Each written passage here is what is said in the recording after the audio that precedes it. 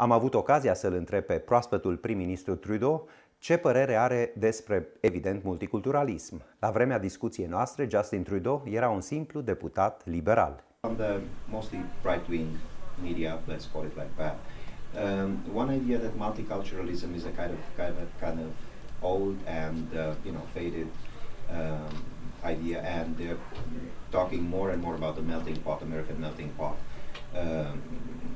option. What about that? Like, is there anything true in that statement?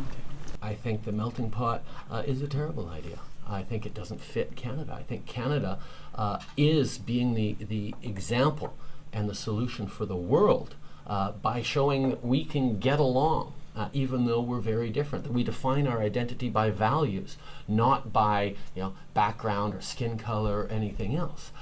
And to try and pretend that somehow all Canadians can become a melting pot is not understanding Canada in its, not just its recent history, but its entire history.